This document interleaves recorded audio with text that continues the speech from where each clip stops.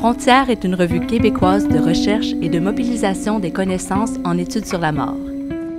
Mort animale en perspective, volume 30, numéro 2, 2019, sous la direction de Mouloud Boukala et Olivier Givre. Maître de conférences en géographie à l'Université Paris-Est Créteil et membre du Lab Urba, Jean Estebanez nous présente son texte « La vie sans la mort, qu'est-ce qu'un élevage au zoo ?» C'est un article qui a plusieurs origines. La première est assez ancienne puisqu'en fait elle relève de mon travail de thèse. J'avais en fait travaillé sur les jardins zoologiques comme dispositif de mise en scène de la nature, du vivant. À cette occasion-là, j'avais fait un travail de terrain relativement approfondi dans lequel j'avais croisé la question de la mort sans que ça soit jamais devenu un objet central alors de mon travail. Et puis il y a quelque chose qui est plus précis, plus articulé avec l'ensemble du numéro, qui est un travail que j'ai réalisé quand on a commencé à s'intéresser avec Jean Gardin et Olivier Givre à cette question de la mort. Et donc l'article résulte du croisement de ce matériau de terrain plus vaste, mais pas spécifiquement construit autour de la question de la mise à mort, et puis d'une série d'entretiens et d'observations sur un temps plus resserré autour du parc zoologique de Paris, l'ancien zoo de Vincennes. Cet article traite effectivement de la question de la mise à mort ou de la mort plus largement au zoo en se demandant comment cette question est prise en charge puisque le zoo c'est un lieu de la vie. Il y a plein d'enjeux qui ont traversé le sens des zoos, qui ont été d'abord des lieux de spectacle et qui s'assumaient comme tels, mais qui, pour diverses raisons, dans les années 60-70, ont dû commencer à trouver un nouveau régime de justification, parce qu'ils étaient attaqués comme des prisons pour animaux, finalement des espaces qui n'avaient aucune légitimité propre, et donc ils se sont réinventés autour de la question de la protection de la nature et de la conservation d'espèces en voie de disparition. Leur projet central s'est constitué autour de la vie, de la naissance, de la conservation de la vie. Donc qu'est-ce qu'on fait de la mort quand la vie vous justifie en fait. Une chose qui me semble importante, que j'ai essayé de mettre en avant dans cet article, c'est le fait que le zoo finalement apparaît comme un élevage, un espace dans lequel on fait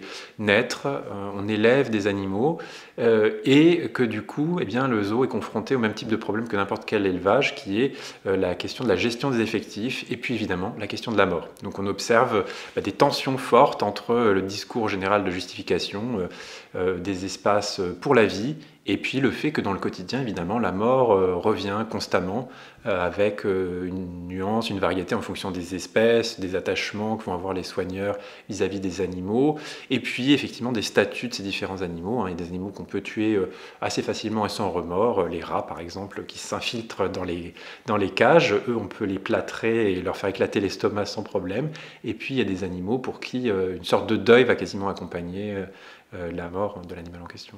Je pense que les résultats de l'article, c'est d'abord d'avoir mis assez clairement en avant le fait que le zoo soit un élevage, ce qui est en fait pas du tout évident parce qu'il renvoie à cette idée du sauvage, cette idée finalement d'exotisme, puis surtout la question du sauvage serait d'abord un lieu dans lequel on a des animaux qui existent en dehors de l'institution et puis qui finalement ont une vie dont on ne sait pas bien où elle commence et où elle finit. Et donc le fait d'avoir bien pointé du doigt les mécanismes dans lesquels les animaux de zoo naissent sont gérés comme des populations, puisqu'il y a un souci d'éviter la consanguinité dans les accouplements entre animaux de zoo. Il faut peut-être ici que je précise simplement quelque chose qui est que dans les zoos des institutions des pays riches qui respectent la réglementation internationale, on ne doit plus prélever d'animaux en dehors des zoos. C'est-à-dire que les animaux de zoo sont des animaux de zoo. Ils circulent entre zoos, ils naissent dans les zoos. On a une population qui est finalement fermée. Et donc ça pose plein de problèmes de gestion de cette population pour éviter qu'on ait de la consanguinité notamment et que les animaux finissent par tous être gravement handicapés. En fait, on a des gestions très poussées avec des systèmes informatiques qui vont essayer de faire des croisements, qui vont optimiser le maintien de la variabilité génétique. La deuxième dimension, c'est concernant la question de la mise à mort, c'est vraiment de réfléchir à la façon dont la mort prend des sens très variés en fonction des acteurs et puis des niveaux auxquels on la considère. Le régime de justification du zoo central est fondé sur une mise à distance de la mort. Et donc pour le zoo, pour les gens qui cherchent à le représenter, il est essentiel que la mort soit présentée comme pas un accident, mais enfin finalement quelque chose qui ne relève pas du tout de politique humaine. Cette dimension d'élevage dans laquelle il faut faire des choix, ne pas se faire reproduire certains animaux, voire même euthanasier des animaux du zoo qui sont surnuméraires, ça, c'est des choses qui arrivent dans beaucoup de zoos, c'est quelque chose qui est problématique et qu'on veut justement pas du tout faire apparaître. Même si les acteurs sont conscients pour une partie d'entre eux que ce qu'ils font c'est de l'élevage, c'est pas un terme qui est mis en avant de manière immédiate. Parce que cette tension autour des mots qui sont portés par les acteurs reflète que le zoo est un élevage qui ne s'assume pas comme tel. Cette question de abattre ou d'euthanasier, je pense que ça va changer en fonction des acteurs et puis du type de mise à mort. C'est-à-dire que l'euthanasie, elle va être considérée chez les vétérinaires, mais aussi chez certains soigneurs que j'ai pu rencontrer, comme une mort légitime, c'est-à-dire une mort qui se justifie du fait des souffrances d'un animal pour une raison ou une autre, alors que l'abattage va être considéré comme une mort qui peut être illégitime, ça dépend des acteurs, mais qui peut être illégitime parce qu'elle ne correspond pas au projet du zoo. Cette tension sur de l'abattage est liée au fait que on est dans un monde qui est celui de l'élevage, mais qui ne devrait pas aboutir finalement à une élimination d'animaux sains, bien portants, parce que ça, c'est le projet du zoo. Un des moments qui m'a le plus frappé, c'est finalement quelque chose d'ailleurs que je n'utilise pas tellement dans cet article ici, mais qui fait partie de ce rapport à la mort, et pas à la mort des animaux, mais plutôt à ma potentielle mort propre.